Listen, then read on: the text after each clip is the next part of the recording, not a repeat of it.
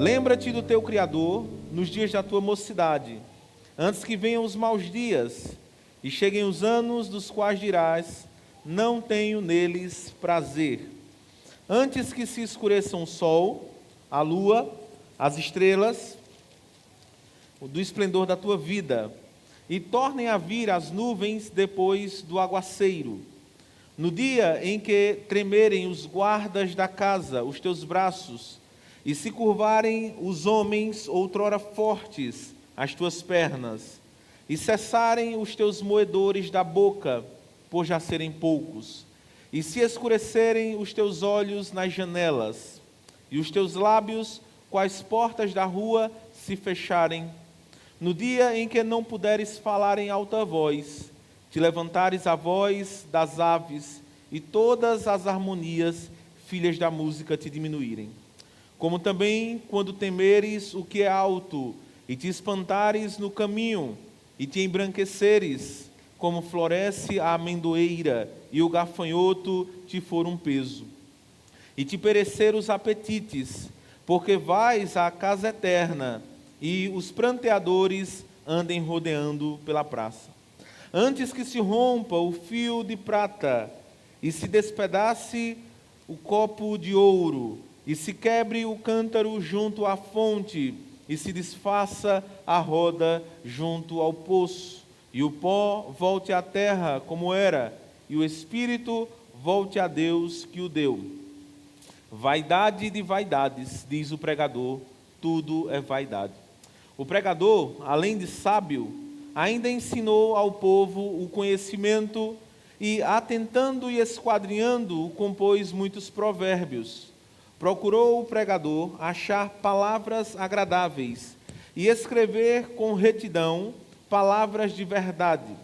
As palavras dos sábios são como aguilhões e como pregos bem fixados às sentenças coligidas dadas pelo único pastor. Demais, filho meu, atenta, não há limite para fazer livros, e o muito estudar é enfado da carne. De tudo o que se tem ouvido, a suma é: teme a Deus e guarda os seus mandamentos, porque isto é o dever de todo homem. Porque Deus há de trazer a juízo todas as obras, até as que estão escondidas, quer sejam boas, quer sejam más. Amém. Vamos orar mais uma vez? Pai, nós acabamos de ler a Tua palavra, e essa palavra não é palavra de homens, é palavra do Senhor. Por isso, se o Senhor não nos iluminar, nós jamais entenderemos o que o Senhor inspirou os autores para escrever. Por isso te pedimos, desvenda os nossos olhos, para que nesta noite contemplemos as maravilhas da Tua lei. Oramos em nome de Jesus. Amém. Meus amados irmãos, hoje, como eu disse lá no grupo de WhatsApp, é a finalização, o fechamento dessa série de sermões sobre o livro de Eclesiastes. E confesso a vocês que esta série, para mim, foi uma das, acredito que talvez a mais difícil de ser preparada. Confesso que antes de me debruçar sobre Eclesiastes, eu li Eclesiastes várias vezes, obviamente, mas não esperava que fosse tão difícil preparar esta série de sermões. E para mim foi um grande desafio, tem sido um grande desafio. Eclesiastes é tido por muitos como um livro extremamente difícil. Por exemplo, Walter Kaiser Jr., que é um comentarista do Antigo Testamento, ele diz o seguinte: veja, nenhum livro da Bíblia é tão difamado e mal interpretado como Eclesiastes. Outro comentarista, Sidney Greidanus, ele escreve assim: talvez Eclesiastes seja o livro mais difícil da Bíblia para se interpretar e para pregar. Eu ouvindo esses homens falando isso, eu digo, onde foi que eu me meti? Onde foi que eu me meti? Mas enfim, chegamos ao final. E neste último sermão, eu quero falar com você sobre o tema a última chamada para subir. A última chamada para subir. Imagine a metáfora de um ônibus que passa e está ali passando, e a pessoa está lá protelando, vou, não vou, vou, não vou, vou, não vou, e aí passa um ônibus, passa o segundo, passa o terceiro, passa o quarto, passa o quinto, e aí vem o sexto ônibus, e o sexto é o último. Ou vamos pegar aqui, passa 12 ônibus, né? Pegando aqui os capítulos, então passaram 11 ônibus, e aí vem o 12º, e o 12º é o último. E aí então vem o anúncio, olha, esta é a última chamada, este é o último ônibus. Então, o tema do meu sermão é a última chamada, o último convite para subir. Mas subir para onde, pastor? Veja, nós vimos no decorrer desta série, que o autor de Eclesiastes, Salomão, está trabalhando numa perspectiva do mundo debaixo do sol. Essa expressão se repete muito no livro de Eclesiastes, nós vimos aqui várias vezes. E o que é a vida debaixo do sol? O olhar debaixo do sol. É o olhar para a vida sem levar Deus em consideração. É assim que muitas pessoas vivem, muitas pessoas andam. Elas vivem como se Deus não existisse. Elas andam como se não existisse nenhum ser sobrenatural. É elas e somente elas. Elas fazem o que querem e acham que nunca vão dar satisfação a ninguém. Afinal de contas, a vida surgiu do acaso. Nós estamos aqui como um acidente e nós, ao morrermos, não vamos a lugar nenhum. E é nessa perspectiva que muitas pessoas estão vivendo a vida ao acaso. Vivendo a vida na perspectiva da inexistência de Deus. E o autor, nós vimos aqui nas séries, nas mensagens, que ele começa a trabalhar como é a vida sem Deus, em vários aspectos. Em vários aspectos. Mas, meus irmãos, é aqui que muitas pessoas interpretam de forma errônea o livro de Eclesiastes. Por quê? De fato, a linguagem de Eclesiastes muitas vezes parece muito pessimista. Eu até já falei aqui várias vezes, né? Se você tiver um dia, de repente com insônia, meio para baixo, angustiado, e você fizer aquele negócio que muitas pessoas fazem, né? De abrir a Bíblia assim, colocar e dizer, Senhor, o que é que o Senhor tem para mim? Se cair em Eclesiastes é um perigo, viu? É um perigo. Porque o livro de Eclesiastes, se você ler com versículos isolados, olhe, é deprimente. Você vai olhar lá alguns textos que nós vimos aqui, esse que a vida não tem sentido nenhum.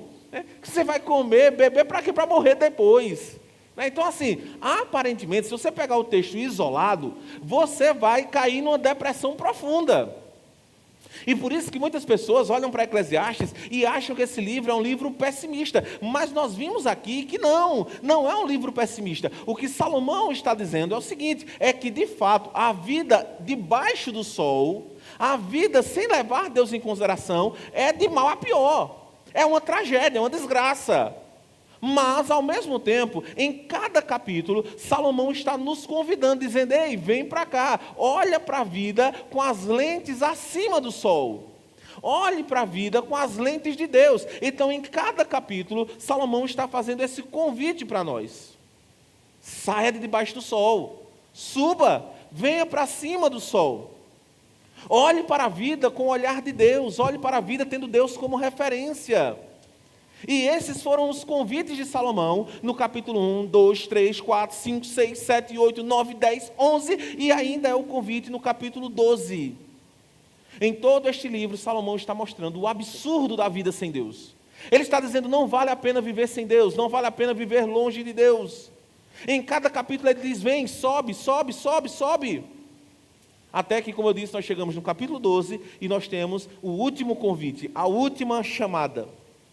Nos capítulos anteriores, ele mostrou como a pessoa sem Deus procura o sentido da vida em coisas banais, passageiras. E ele mostrou como é louca essa procura. Ele mostrou para nós que aqueles que colocam a vida, o sentido da vida, na sabedoria humana, nos prazeres da vida, no dinheiro, no trabalho, ele mostrou que isso é uma insanidade. Nós vimos aqui em cada sermão como é loucura você colocar o sentido da sua vida nessas coisas desta vida. E aí então, agora no capítulo 12, é como se Salomão dissesse assim, será que você não entendeu ainda? Então se você não entendeu, eu vou desenhar. Não é assim que a gente diz, né? Quando a gente diz assim, olha, você entendeu o que é que eu desenho? Pois bem, é isso que Salomão faz. Nós vamos ver que ele desenha literalmente, ele vai desenhar aqui. Por quê? Porque parece que tem gente que ainda não entendeu. Então ele disse, se você não entendeu, eu vou desenhar. E nós vamos ver o desenho que Salomão faz nesse texto. Então, estamos aqui, diante do último convite para subir. O último convite. Irmãos, eu acho interessante como um livro escrito há tantos anos atrás, há milhares de anos atrás, ele continua sendo tão atual. Ele continua sendo tão relevante para o homem do século 21. Nos últimos séculos, houve um processo muito acentuado e acelerado de secularização no mundo. Ou seja, a influência do sagrado, a influência do divino, tem perdido cada vez mais espaço no mundo, principalmente na esfera pública. Você que é estudante de história, você vai lembrar que na Idade Média, a sociedade era teocêntrica. Deus, ou melhor, a igreja, era o centro de tudo. Tudo girava em torno da igreja, tudo girava em torno do divino. Quando você avança da Idade Média para a modernidade, então nós temos um processo em que Deus sai do centro e ele vai para a periferia. Nós temos uma ideia que é muito forte na modernidade, que é chamada de deísmo. E no deísmo, Deus existe, mas ele não interfere no mundo. Então veja, olha o movimento de como a ideia de Deus começa a sair do centro. Na Idade Média, Deus está no centro, a ideia de Deus está no centro. Na modernidade, com o deísmo, Deus sai do centro e vai para a periferia. Ele vai para a extremidade. Aí depois você tem um processo mais acentuado, que começa no iluminismo, e vem agora um processo que vai desembocar no ateísmo. Veja, até o século XIX, nós não temos nenhum registro assim muito forte de um movimento ateísta no mundo. Mas no século XIX, nós vemos os principais ateus se apresentarem. Nós vemos Marx, Freud, Ludwig Feuerbach, Nietzsche, ateus que estavam ali vociferando, gritando e dizendo, Deus morreu, Deus não existe, a religião é o ópio do povo. E no século XIX, então, nós temos mais uma saída do pensamento de Deus. Porque se nós temos na Idade Média Deus no centro, no deísmo Deus na extremidade, agora nós temos Deus fora desse sistema. Só que o problema é que como o homem tira Deus do seu sistema, ele entra agora numa ausência de sentido, o que nós chamamos de niilismo. O homem não tem sentido para a existência. Por quê? Porque o vazio deixado por Deus não pode ser preenchido por nada e por ninguém. E agora no século XX, ou melhor, no século XXI, nós temos um homem sem sentido que procura o sentido para a sua vida, e quanto mais ele procura este sentido, mais ele se depara com o vazio existencial. Quanto mais ele busca esse sentido no trabalho, na escola, na universidade, nos estudos, nos prazeres da vida, quanto mais ele busca o seu sentido até mesmo na família. Quando ele idolatra a família e faz da família o próprio Deus, então ele vê que aquilo não supre a sua carência, a sua necessidade espiritual. E a voz de Salomão continua ecoando em nossos ouvidos, venha, suba, suba, suba, a última chamada para subir. No texto que nós lemos, Salomão faz essa última chamada de 3 formas. Este último convite de 3 formas. Primeiro, ele nos convida a subir através da lembrança do Criador. Ele nos convida a lembrar do Criador. Veja o versículo 1, como ele começa. Lembra-te do teu Criador nos dias da tua mocidade, antes que venham os maus dias e cheguem os anos nos quais dirás, não tenho neles prazer. Chama a atenção que no final do seu livro, Salomão faz questão de se referir a Deus como o Criador. Lembra-te do teu Criador. O que é que Salomão está querendo nos mostrar com isso? Ei, ele está dizendo, você é criatura. Existe um Criador, nós somos criados. Nós tivemos um início, houve um momento em que nós não existíamos. E a partir daquele momento Deus deu um start e nós passamos a existir. O Criador nos trouxe à existência. E se Ele nos trouxe à existência, então nós devemos a Ele a nossa existência. O que nós somos, o que nós temos, nós devemos a Ele. Porém, Ele é o Criador, e Ele não deve a ninguém, Ele é eterno. Ele é a causa eterna, ele causa todas as coisas. E aí então Salomão diz, lembre-se do seu Criador. Agora veja, é interessante porque a palavra lembrar que ele utiliza, né, lembra-te do teu Criador, lembrar não é apenas um ato intelectual. Não é simplesmente pensar, um Criador, tal. Não, não é somente um ato intelectual. A ideia de lembrar do Criador é viver constantemente com a mente focada em Deus. Ou seja, Salomão está dizendo o seguinte, viva, ande, se comporte tendo em mente que há um Criador. Este Criador precisa estar na sua mente. Quando você trabalha, você precisa lembrar, existe um Deus. Quando você vai para a faculdade, você precisa lembrar, Deus existe. Quando você está vindo para a igreja, você diz, Deus existe. Salomão está dizendo, lembre-se do seu Criador. Não apenas saiba que Ele existe, mas lembre diariamente do seu Criador. Em outras palavras, na metáfora que ele utiliza em todo o livro, tenha uma perspectiva acima do sol. Tenha Deus como referência. Leve Deus em consideração. Por quê? Ele diz nos dias da tua mocidade. Veja, lembra-te nos dias da tua mocidade. Por quê? Porque em todo o livro ele falou sobre o absurdo da vida sem Deus. Então imagine uma pessoa que vive a vida inteira, até a velhice, sem levar Deus em consideração. Eu sei que há pessoas aqui que se converteram na velhice. Pessoas que passaram a vida toda na velhice, entregaram a vida ao Senhor. Glória a Deus, que bom. Que bom, é melhor do que você morrer sem Cristo, obviamente. Mas, quando você conversa com alguém que se converteu na velhice, geralmente há uma conversa de lamento, sabe? Pastor, como eu queria ter me convertido na juventude. Pastor, se eu tivesse me convertido na juventude, eu não teria quebrado tanto a cara. Eu não teria tomado tantas decisões errôneas na minha vida. Pastor, se eu tivesse a oportunidade que esses jovens têm, pastor, eu não teria tantas marcas na minha vida. Pessoas que se convertem na velhice e não têm mais o vigor. E aí então, eles vêm, por exemplo, para uma festa como a gente faz aqui do encontrão. Aí eles veem o jovem pulando e tal, e cantando com alegria. E eles, pastor, como eu queria ter me convertido nessa época. Como eu queria. Eles não têm essa oportunidade, por isso que Salomão diz, ei, enquanto você é jovem, lembre-se do seu Criador. Lembre-se do seu Criador. E aí então, meus irmãos, para enfatizar, deixar claro mesmo o que ele está querendo dizer, aí Salomão começa a fazer alguns contrastes entre esta mocidade que ele descreve no versículo 1 e a extrema velhice. Observe que ele diz assim, olha, lembre-se do seu Criador na sua mocidade, antes que venham os maus dias. Olha, Salomão não seria politicamente correto aqui, né? Porque a gente diz assim, a terceira idade é a boa idade, né? A gente até diz, o PG da boa idade. Aí alguns irmãos dizem, boa idade o quê, pastor? Né? Alguns irmãos, quando a gente conversa assim, né? Diz assim, boa idade, oi, né? Mas é boa idade, glória a Deus. Você está vivo pelo menos para dizer oi, está vivo. Né? Quantas pessoas não chegaram nessa idade? Não chegaram não, verdade. A terceira idade é uma bênção, irmãos. É uma bênção. Agora, lógico, tem suas dificuldades. Assim como a juventude também tem suas dificuldades. Agora, Salomão começa aqui a mostrar, irmãos, o extremo da velhice. O extremo da velhice. Porque ele diz o seguinte, olha, lembre-se do seu Criador enquanto você é jovem. Ele diz, porque se Deus lhe der a graça de viver muitos anos, ele diz, vai chegar o tempo que... Veja o que ele vai descrever aqui, você vai se assustar.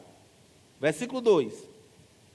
Antes que se escureçam o sol, a lua e as estrelas do esplendor da tua vida, e tornem a vir as nuvens depois do aguaceiro. Veja, ele diz assim, antes que você esteja tão velhinho, que a vida não vai ter mais aquele brilho que tinha antes. Que você vai olhar e você não vai ter mais o vigor que você tinha antes. Você não vai ter mais a independência que você tinha antes. Por quê? Sabe, como as coisas se invertem, né? Quando nós somos crianças, adolescentes, os nossos pais, tem que chegar em casa cedo. E depois? Eu vejo aqui a irmã Luciana, as filhas falando lá, mãe, chega cedo, mãe, o PG está demorando demais, né? O irmão Edilson está conversando demais, isso é hora. Brinca, é lógico, é brincadeira, não é falta de respeito. Brincadeira. Mas por quê? Porque há uma preocupação, A gente sabe, às vezes, né, aqueles que são mais idosos, às vezes acabam, a gente vai descrever aqui, mas às vezes caindo, está ali, de repente leva um tombo, uma queda, né, às vezes um lapso de memória. Pode acontecer com o mais novo? Pode. Mas os efeitos da idade normalmente vêm. E observe, Salomão aqui está descrevendo o extremo. Porque se você olhar assim, se assim, pastor, misericórdia. Se for assim, então... né? Não, é o extremo. Veja, ele está sendo bem extremista aqui. Tá? Então veja, vamos lá ao versículo 3. No dia em que tremerem os guardas da casa, os teus braços, e se curvarem os homens outrora fortes, as tuas pernas, e cessarem os teus moedores da boca, por já serem poucos, e se obscurecerem os teus olhos nas janelas. Veja, o que é que ele está descrevendo aqui? Vejam os efeitos da idade. Ele diz, aqueles braços que eram fortes, que carregavam pesos, muitas vezes pesos grandes, né, elevados, ele diz, agora esses braços começam a ficar trêmulos. Não tem mais a força que tinham para carregar tanto peso. Não tem mais. As pernas, ele diz, as pernas, elas começam a se encurvar. Antes aquela pessoa dava carreira, corria, andava, e agora então não consegue mais correr. Os passos são passos que são mais lentos. São passos que são mais lentos. Eu sempre quando falo sobre isso, eu lembro do pastor Vadelso, porque ele comentava do pai dele, um senhor. E ele disse assim que lembra muito disso quando vai para o hospital, porque antes, quando ele era menor, então o pai ia na frente e dizia, bora, vamos. Né? E às vezes ele diz assim que hoje, quando ele vai para o hospital e tal, que às vezes é um tempão para que o pai dele vá para a porta do carro, abra a porta, entre na porta, e às vezes ele faz, brincando, né? Todo mundo sabe que o pastor Vadelso é brincalhão, e às vezes ele brinca, bora pai, né? Brincando ali, mas lembrando disso por quê? Porque a coisa se inverteu. Aquelas pernas que eram saudáveis, eram fortes, não têm mais a mesma força. Salomão continua descrevendo, veja, por isso que eu estou dizendo que ele está desenhando aqui. Ele diz os dentes, os que ficaram. Né? Ele diz aqui, é ele que diz, né? Os dentes são poucos, e os que ficaram, irmãos, já não tem mais a mesma força para mastigar. Não tem mais a mesma força. Antes, comia tal. Agora é mais lento, mais devagar. Os olhos, ele diz, não tem mais a mesma capacidade. Antes você tinha aquele reflexo, né? Reflexo aguçado. Mas agora então, o reflexo não é mais o mesmo. Não é mais o mesmo. E ele continua descrevendo no versículo 4 agora. E os teus lábios, quais portas na rua, se fecharem. No dia em que não puderes falar em alta voz, te levantares à voz das aves, e todas as harmonias, filhas da música, te diminuírem. Ou seja, ele está continuando descrevendo, os lábios começam a fechar, por quê? Porque não tem mais dente. Mas é isso mesmo. Porque hoje tem chapa, né, irmãos? Tem chapa, tem implante. Na época de Salomão não tinha. Você está lendo, mas é isso mesmo. Então ele diz assim, tá aqui, a boca começa a se fechar. A boca começa a se fechar. A força para falar alto não tem mais. Certo? Então a força vai diminuindo. É normal essa força diminuir. O sono fica mais quebrado. A capacidade auditiva já não é mais a mesma. Então vai falando, tem que gritar um pouco mais para ouvir. Ele está descrevendo a velhice extrema. A velhice extrema. Versículo 5, ele continua, veja que ele está desenhando, por isso que eu disse que ele está desenhando. Como também, quando temeres o que é alto, e te espantares no caminho, e te embranqueceres, como floresce a amendoeira, e o gafanhoto te for um peso, e te perecer o apetite, porque vais à casa eterna, e os pranteadores andem rodeando pela praça. Veja, aqui como eu já descrevi, o medo de cair, porque a força não é mais a mesma. Os cabelos brancos, lembrando a idade avançada, e a incapacidade até mesmo de carregar peso. Veja, um gafanhoto ser pesado, meu Deus do céu. Você diz, rapaz, Salomão está acabando com a gente aqui, né? Acabando com a gente. Mas é um gafanhoto ser pesado. Lembre, ele está sendo extremista, irmãos. Ele está indo para o limite, para o extremo. E agora vem o tiro de misericórdia. Versículo 6. Antes que se rompa o fio de prata, e se despedace o copo de ouro, e se quebre o cântaro junto à fonte, e se desfaça a roda junto ao poço. Tá bom, Salomão?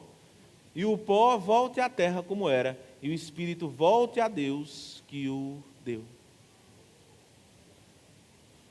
O que é que Salomão está descrevendo aqui? Ele está dizendo o seguinte, irmãos, a nossa vida, ela é assim, e depois ela faz isso.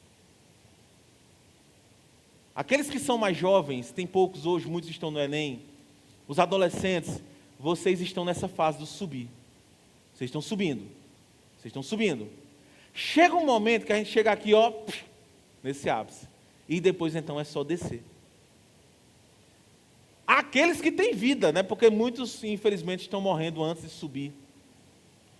Mas isso acontece com todos, com todos. Ninguém aqui pode dizer, não, pastor, eu sou uma exceção. Não, é uma exceção. Não é uma exceção. Você pode fazer plástica, você pode fazer exercício, você pode fazer academia, você pode morar na academia. Os efeitos da velhice vão chegar. Vão chegar. Eles podem ser retardados, mas eles vão chegar. E aqui eu não estou fazendo uma apologia à preguiça, nem ao sedentarismo, não. Certo? Não, cuide do seu corpo, é o templo do Espírito Santo. Mas eu estou descrevendo um fenômeno que é natural, meus irmãos. E Salomão está dizendo, veja, quando Salomão escreveu esse livro, provavelmente ele já era um senhor. Então muitas dessas coisas aqui, provavelmente ele estava vivendo. Não sei se tudo, mas ele estava vivendo em si mesmo. Imagina, para um rei, né? Ele que já tinha tido um vigor, ele que já tinha tido um ministério, um ofício muito bem sucedido, e agora então, ele começa a ver que o tempo dele está passando, que a força dele já não é mais a mesma. Então, o que Salomão está descrevendo é que a nossa vida vai caminhando de forma linear para a degradação. Isso acontece com todos nós. Mas ao mesmo tempo, ele diz, lembra-te do teu Criador. Se nós estamos em degradação, ele diz, há um Deus Criador que é eterno, imutável. Há um Deus que não é jamais afetado pelos efeitos do tempo, pelos efeitos do mundo. Os efeitos do tempo e do mundo nos afetam, mas não afetam a Deus. E ele diz, é este Deus que deu o Espírito ao homem, e um dia vai tomar esse Espírito do homem. Ele diz, o Espírito veio e ele vai voltar para Deus. Ele vai voltar. E isso é um processo normal para todos nós. Então, o primeiro conselho que Salomão nos dá, nesse convite para subir, ele está dizendo, lembre-se do seu Criador. Não ache que você é fruto do acaso. Não ache que você é fruto de uma evolução. Não ache que você veio a este mundo como um acidente de percurso. Não. Deus, existe um Criador. Este Criador trouxe você à existência. Ele tem um plano para você. E Ele é eterno. Segundo, Salomão nos convida para subir. Primeiro, como eu disse, nos convidando a olhar para o Criador, a lembrar do Criador. Segundo lugar, ele nos convida para subir através da constatação, mais uma vez, de que tudo é vaidade.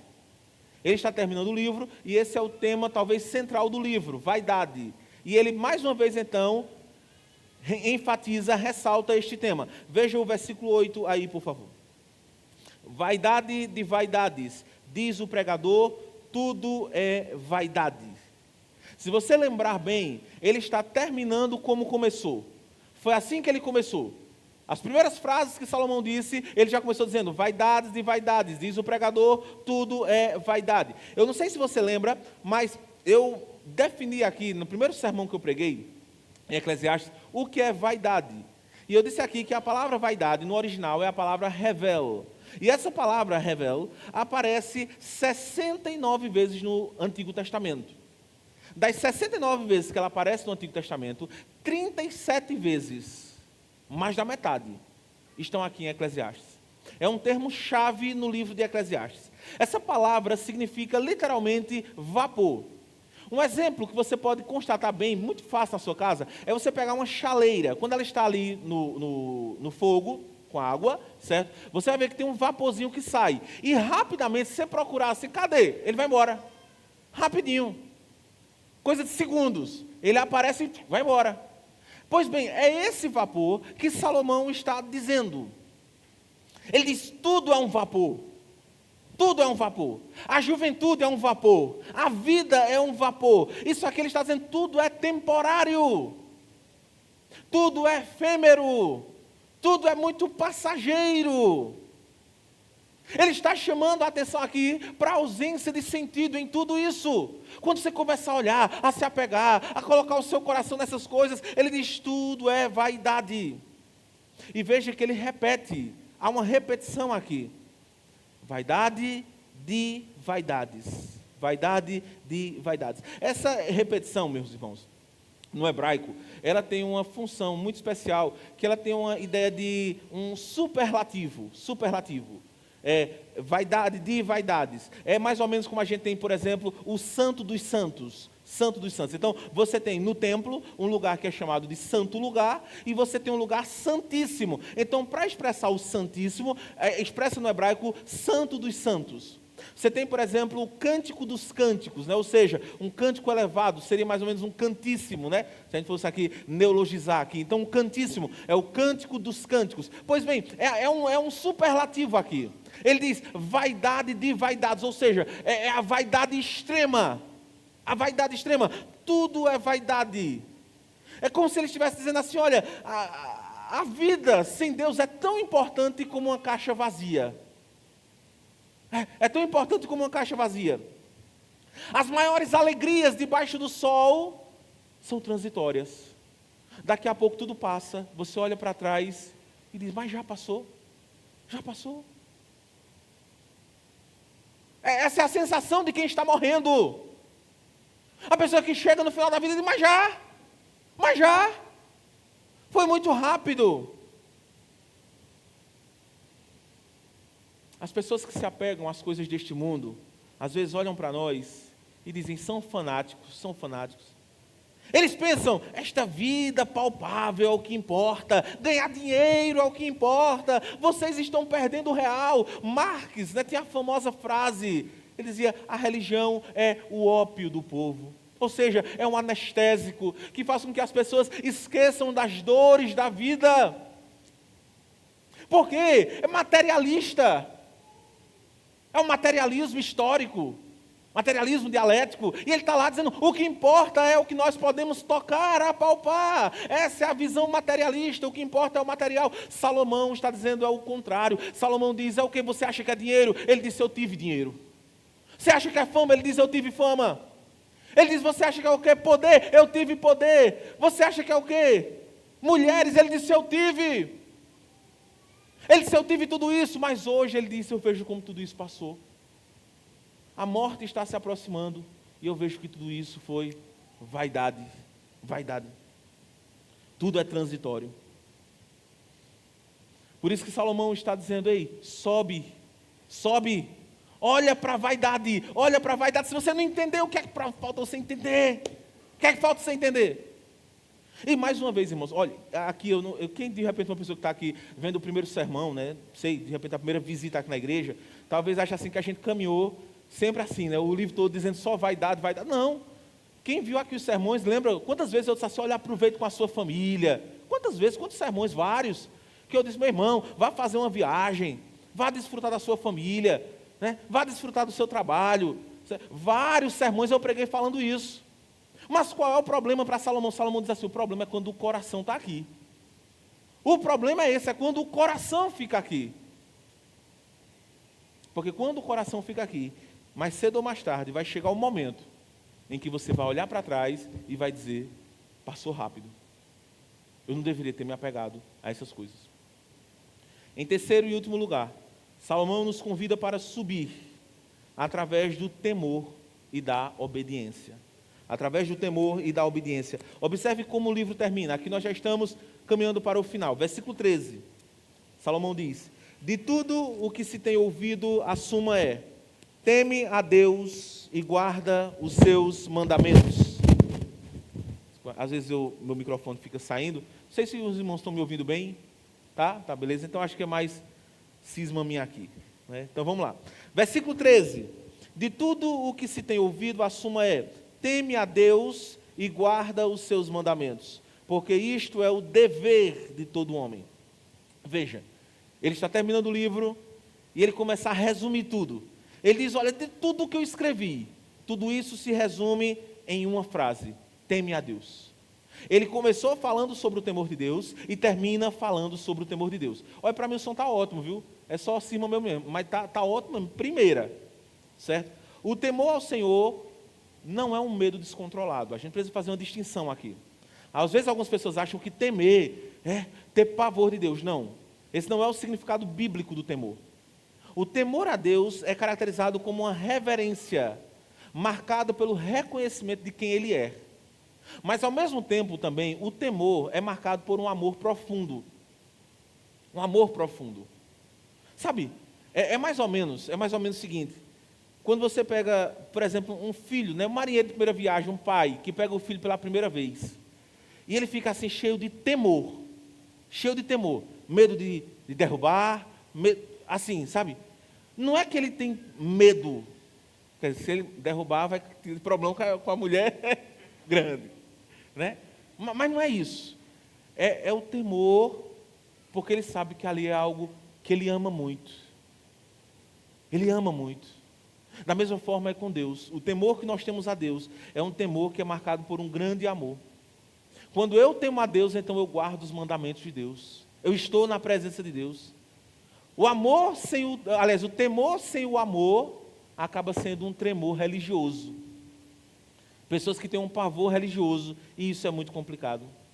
Veja, Salomão diz assim: diante de tudo que você ouviu, diante de tudo que você leu, eu quero resumir em uma palavra: tema a Deus. Tema a Deus. Viva uma vida debaixo da sombra do Altíssimo. Medite na grandeza de Deus, reflita no poder de Deus, veja você mesmo como criatura de Deus. Aí ele diz, versículo 12: demais, filho meu, atenta, não há limite para fazer livros, e o muito estudar é enfado da carne. O que ele diz? Ei, sabedoria não está nos livros. E está onde, pastor? Está no Supremo Pastor. Veja o que ele diz no versículo 9. O pregador, além de sábio, ainda ensinou ao povo o conhecimento. E atentando e esquadrinhando, compôs muitos provérbios. 10 e 11. Procurou o pregador achar palavras agradáveis e escrever com retidão palavras de verdade. As palavras dos sábios são como aguilhões e como pregos bem fixados às sentenças coligidas dadas pelo único pastor. Acho magnífico como Salomão descreve aqui. Veja, ele diz assim: eu como pastor, eu como pregador, como aquele que vem trazer um alerta, né, que vem anunciar para vocês, ele diz assim: olha, eu fui muito meticuloso, cuidadoso nas minhas palavras. Quando eu fui escrever, cada palavra foi muito bem pensada. Eu pesei as palavras antes de escrever. Ele diz: eu tinha um compromisso com a verdade. Eu queria despertar sentimentos no seu coração. Eu queria acordar você, eu queria despertar você. Para quê? Para que você não cometa os mesmos erros que eu cometi. Isso aqui é como se fosse um pai falando para um filho. Aqueles que são pais sabem muito bem isso. Nós pais temos uma experiência de vida que os nossos filhos ainda não tiveram.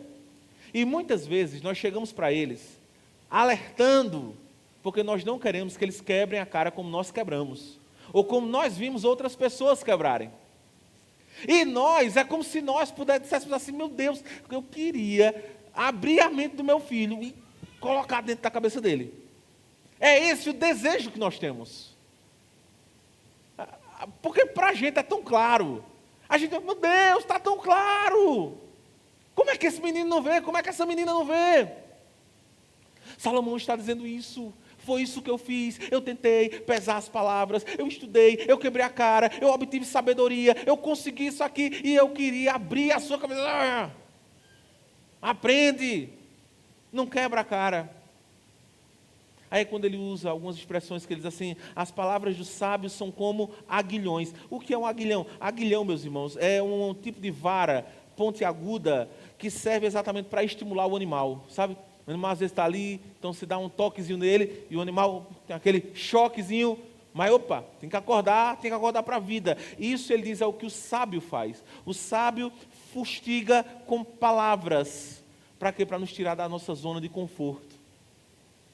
Para nos tirar, muitas vezes, da nossa inércia. Ao mesmo tempo, o sábio fixa palavras de sabedoria como pregos. Tomara que fique na cabeça. Fazendo isso, ele diz, eu estou seguindo os passos do Supremo Pastor. Se você observar, é isso que o Supremo Pastor faz.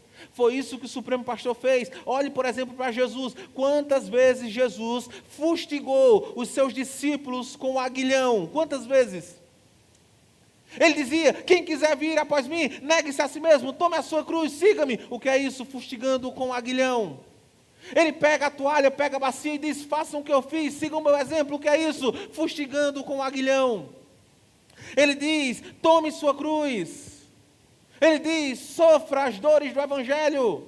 O que é isso? Fustigar com o aguilhão. Ele diz, quem quiser ser o primeiro, seja o último. O que é isso? Fustigar com o aguilhão. Ainda hoje, meus irmãos, Jesus nos fustiga com o seu aguilhão. Às vezes nós estamos querendo olhar para a vida debaixo do sol. Nós estamos nos empolgando com esta vida. É tão bom. Porque às vezes a gente pensa assim, Senhor, não precisa nem Jesus voltar tão rápido assim. Está tão bom, Senhor. Está tão bom. Está tudo dando certo na minha vida. Todo mundo com saúde em casa. Todo mundo ganhando dinheiro, prosperando. Está tudo. Senhor, não se apresse para vir. Não se apresse para vir. Aí às vezes o Senhor nos fustiga com o seu aguilhão. Para que nós possamos acordar e dizer, opa, a vida não é só isso. A vida não é só aqui. Mas quando Ele faz isso não é para nos machucar. É porque Ele nos ama. E Ele quer que nós olhemos acima do sol. Ele quer que nós subamos para cima do sol. Ele sabe o que vai acontecer no futuro. Ele sabe o que é melhor para nós. E Ele deixa muito claro, veja o versículo 14 como Ele finaliza. Porque Deus há de trazer a juízo todas as obras, até as que estão escondidas, quer sejam boas, quer sejam más. Ele diz, não importa quem você seja. Se você é novo, se você é velho. Se você é rico, se você é pobre. Se você é culto ou se você é iletrado, não importa. Um dia todos nós compareceremos diante do Senhor. Todos nós estaremos diante de Deus. E Ele diz, nós vamos dar conta das nossas ações, das nossas palavras, dos nossos sentimentos e das nossas omissões. Para aqueles que veem a vida na perspectiva debaixo do sol, esse será um dia de muita vergonha. De muita vergonha. Por isso que os aguilhões de sabedoria do Senhor estão sobre nós nesta noite. Deus está nos convidando para subir. Deus está dizendo, ei, tua vida está bem, glória a Deus, coisa boa, mas a vida é muito mais do que isso. Tu está ganhando dinheiro, glória a Deus, a vida é muito mais do que isso. Tu está com saúde, louvado seja Deus, a vida é muito mais do que isso. A vida é muito mais do que isso. É muito mais, é muito mais, é muito mais. No final, você vai lembrar desse sermão. Se Deus lhe der graça para que você viva muitos anos, eu espero que lhe dê. Se Jesus não voltar, eu espero que isso não aconteça, eu espero que Ele volte antes. Você vai chegar no final da sua vida, vai olhar para trás e vai dizer, passou rápido. Passou rápido. Então se apegue ao que precisa se apegar. Apegue-se ao Senhor, busque ao Senhor, coloque Deus em primeiro lugar na sua vida.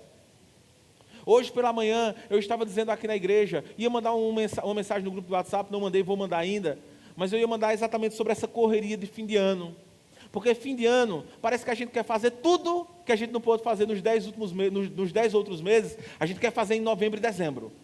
E a gente começa a correr, e começa a esquecer do principal, começa a esquecer de Deus.